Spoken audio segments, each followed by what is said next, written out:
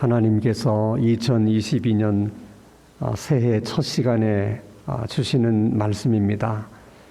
창세기 22장 9절에서 12절의 말씀입니다. 제가 하나님의 말씀을 봉독합니다. 하나님의 말씀을 경청하시기 바랍니다. 하나님이 그에게 일러주신 곳에 이른지라 이에 아브라함이 그곳에 제단을 쌓고 나무를 버려놓고 그의 아들 이삭을 결박하여 제단 나무 위에 놓고 손을 내밀어 칼을 잡고 그 아들을 잡으려 하니 여호와의 사자가 하늘에서부터 그를 불러 이르시되 아브라함아 아브라함아라 하시는지라. 아브라함이 이르되 내가 여기 있나이다 하매 사자가 이르시되 그 아이에게 내 손을 대지 말라. 그에게 아무 일도 하지 말라. 내가 내 아들 내 독자까지라도 내게 아끼지 아니하였으니 내가 이제야 내가 하나님을 경외하는 줄을 아노라. 아멘. 사람은 생각 없이 말을 하기도 하고 또 생각 없이 행동을 하기도 합니다마는 우리가 믿는 하나님은 그렇지가 않습니다.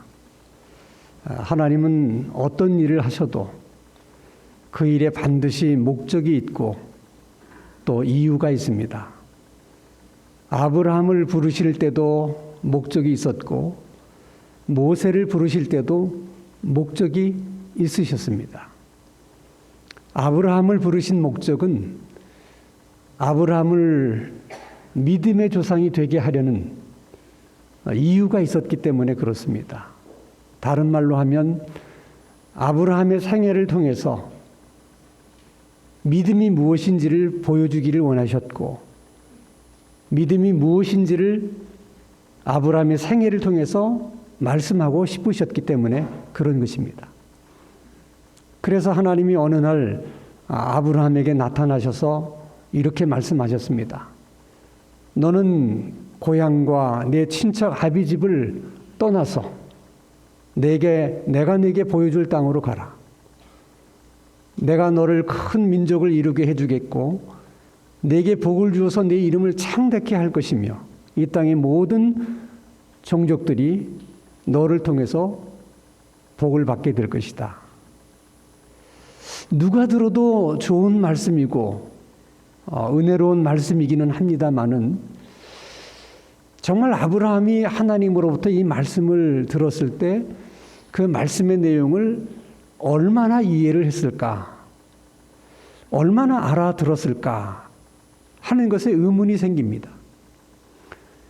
왜냐하면 아브라함이 이날 처음으로 난생 처음으로 하나님의 음성을 들은 것입니다. 그 이전에도 하나님에 대한 경험이나 지식이 정말 1도 없는 상태에서 하나님의 음성을 들은 것입니다. 그러니 어떻게 하나님의 하시는 말씀을 정말 제대로 다 알아들을 수가 있었겠습니까? 그럼에도 불구하고 아브라함은 하나님의 말씀에 순종해서 고향과 친척 아비집을 떠납니다. 하나님의 말씀이 이해가 되어서 그런 것이 아닙니다. 떠나야 되는 이유가 있어서 그런 것도 아닙니다. 떠날 수밖에 없는 상황이 되었기 때문에 그런 것도 아닙니다. 그저 하나님이 떠나라고 말씀하시니까 순종한 것뿐입니다. 그러나 조금만 더 생각해 보면 인간적으로 합리적으로 따져보면 떠날 수 없는 이유는 너무나도 많았습니다. 하나님께서 보여주신다는 그 땅이 도대체 어디 있는 땅인지, 아브라함이 살고 있는 갈대아 우르에서 얼마나 멀리 떨어져 있는 땅인지 하나님은 설명해 준 적이 없기 때문에 아브라함의 입장에서는 자기가 가야 할 땅임에도 불구하고 그 땅에 대해서 아는 것이 아무것도 없었습니다. 자기가 가야 할 그 땅에 대한 정보가 아무것도 없는 상태에서 길을 떠난다는 것은 생각처럼 쉬운 일이 아닙니다. 뿐만 아니라 아브라함이 살던 그 시대는 부족 사회입니다. 부족을 떠난다는 것은 매우 위험한 일입니다. 안전을 보장받을 수가 없습니다. 만약 아브라함의 신변에 변고가 생긴다면 큰 민족을 이루게 해주겠다는 하나님의 약속, 내 이름을 창대케 해주겠다는 하나님의 약속이 무슨 의미가 있고 무슨 소용이 있겠습니까? 아브라함이 살던 갈대아 우르는 그 당시로서는 가장 문명이 발달된 도시 중에 한 곳입니다. 그 문명을 다 누리고 살던 아브라함이 하나님이 보여주시는 그 땅이 얼마나 좋은 땅이면 그곳으로 나를 부르실까? 정말 내가 살고 있는 이 갈대아 우르보다 더 좋은 도시일까? 그렇게 믿는다는 것은 사실상 쉬운 일이 아닙니다. 게다가 아브라함의 아버지는 우상을 만들어 파는 직업을 갖고 있었습니다. 그 당시만 하더라도 우상은 아무나 만들어서 팔 수가 있는 것이 아닙니다. 우상을 만들 수 있는 정교한 제작 기술이 필요했고 또 부적을 만들어 파는 사람처럼 약간의 신통력도 인정을 받아야 우상을 만들어 팔 수가 있습니다. 지금 우리 사회는 국민소득이 높기 때문에 웬만한 사람들은 다 핸드폰을 하나씩 가지고 다니는 것처럼 당시 갈대아 우르 지역의 사람들은, 주민들은 소득이 높았고 또 종교심도 나름대로 열심히 있었기 때문에 가정마다 웬만한 가정은 다 우상이 하나씩 있었어요. 그러니 우상을 만들어 파는 아브라함이 얼마나 잘 나가는 사람이었는지는 충분히 짐작이 됩니다. 이 모든 것을 포기하고라도 정말 하나님께서 보여주시는 땅으로 가야만 하는 것인지 얼마나 생각이 많았겠습니까? 그럼에도 불구하고 아브라함이 떠났습니다.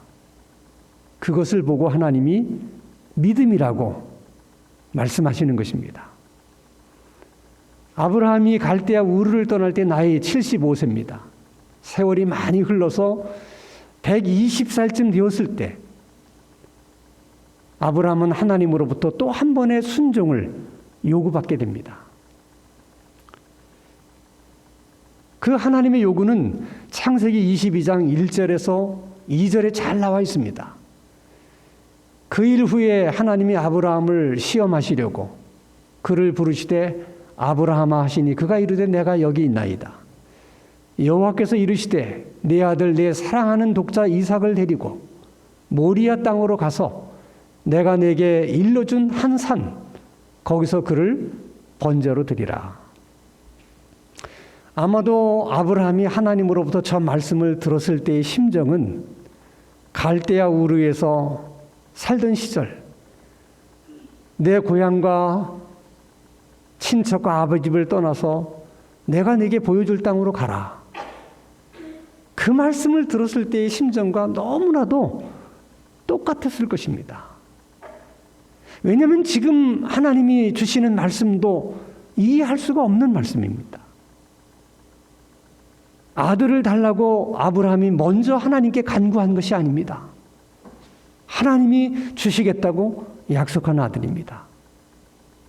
그것도 25년이라는 긴 세월을 기다린 끝에 얻은 아들입니다. 그런데 그 아들을 도로 달라는 것이 말이 됩니까? 그럴 거라면 차라리 아들 준다는 약속이나 하지 말고, 그럴 거라면 차라리 아들을 주시지나 말 것을. 이게 무슨 경우입니까? 그리고 번제라고 하는 것은 장적더미 위에 재물을 올려놓고 다 태워서 드리는 제사입니다. 지금 하나님은 아브라함에게 양을 그렇게 번제로 드리라는 것이 아니라 사람을 그렇게 드리라는 것입니다. 그것을 어떻게 받아들여야 합니까? 그것도 아버지의 손으로 아들을 잡아 드리라는 것입니다.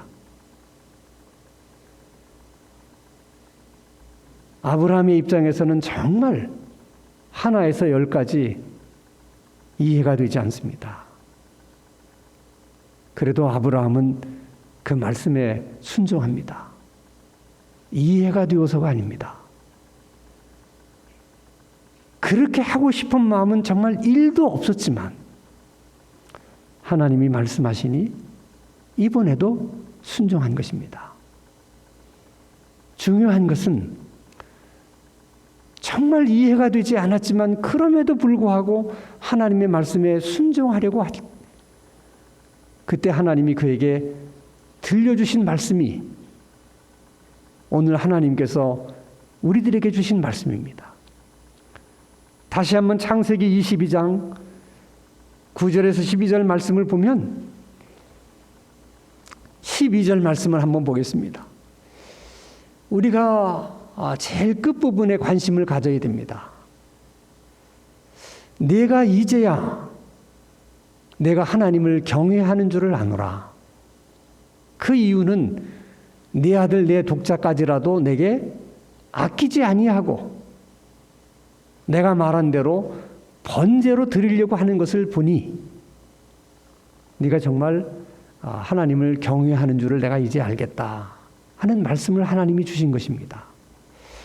사실 문맥상으로 보면 하나님께서 이삭을 번제로 드리라는 그 말씀에 아브라함이 순종한 것이기 때문에 내가 내 독자 아들 이삭을 내 말대로 번제로 드리려고 하는 것을 보니 이제야 내가 정말 하나님의 말씀에 순종하는 사람이라는 것을 알겠다. 이렇게 말씀을 하셔야 될 것 같은데 그렇게 말씀하지 않고 내가 하나님을 경외하는 줄을 내가 이제 알겠다. 그렇게 하나님은 말씀하십니다. 이유가 있습니다. 그것은 하나님께서 아브라함에게 하나님을 경외하는 것이 무엇인지를 가르쳐 주려고 하는 것입니다. 무엇이 하나님을 경외하는 것인가? 하나님 말씀에 순종하는 것입니다. 하나님 말씀에 순종하는 것이 하나님을 경외하는 것이고 하나님 말씀에 순종하는 사람이 하나님을 경외하는 사람입니다.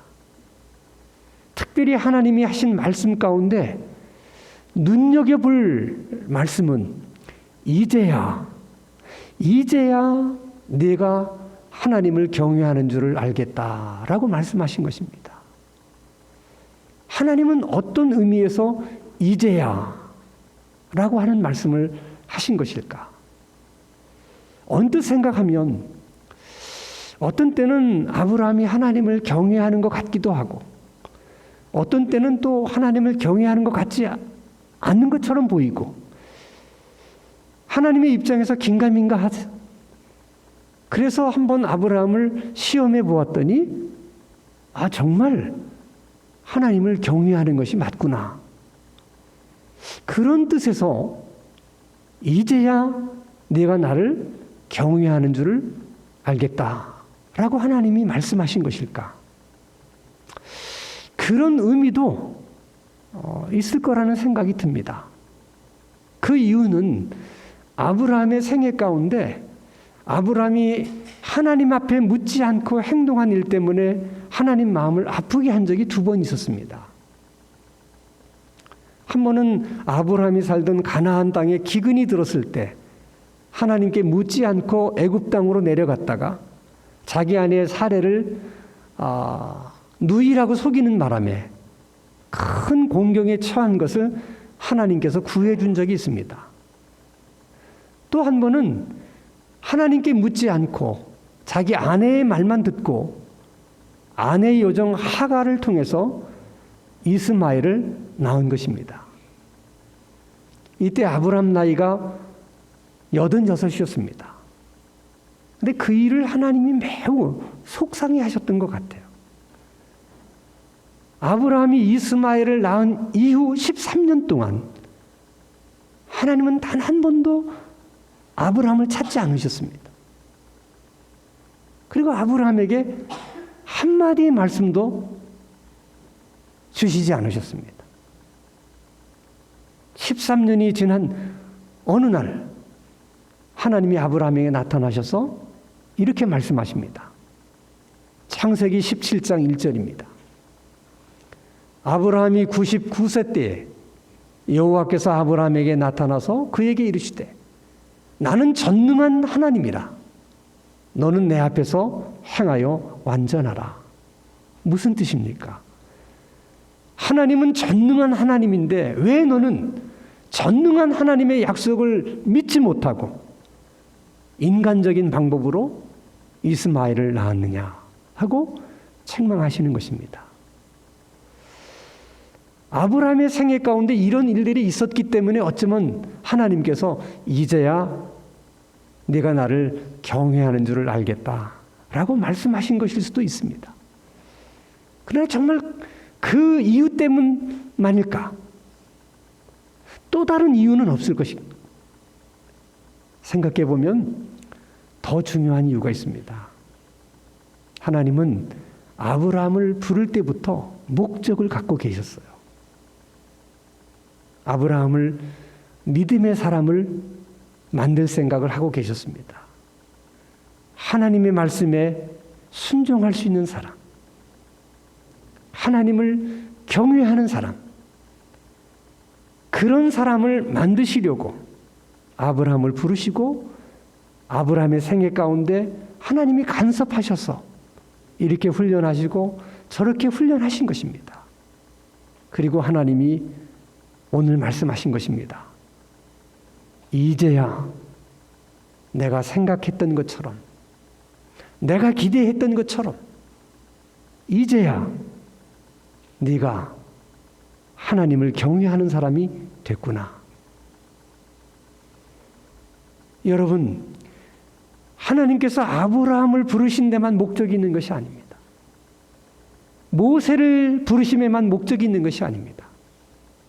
오늘 우리 한 사람 한 사람을 부르신 그 부르심에도 목적이 있습니다. 그 목적은 아브라함을 부르셨을 때나 모세를 부르셨을 때나 다윗을 부르셨을 때나 동일합니다. 하나님은 우리가 하나님의 말씀에 순종하는 사람이 되기를 원합니다. 하나님은 우리가 믿음의 사람이 되기를 원합니다. 하나님은 우리가 하나님을 경외하는 사람이 되기를 원합니다. 그 일을 위해서 때로는 어려움도 주시고 힘든 일도 겪게 하십니다. 그 모든 것이 그런 사람을 만드시려고 우리를 훈련하시는 것입니다. 아브라함에게 이 일이 있은 이후에 아브라함은 한 번도 시험을 당하신 적이 없습니다. 그날 이후로 하나님은 아브라함을 축복하셔서 가나안 땅에서 이방인으로 살았지만 물질의 축복도 주시고 늘 하나님이 아브라함과 함께 하심으로 그 가나안 원주민들이 아브라함을 무시하지 못하도록 하나님이 도우셨고 그들이 먼저 아브라함에게 손을 내밀고 친구가 되어주기를 바라는 그런 입장에서 살아갈 수 있도록 하나님께서 아브라함에게 복을 주셨습니다.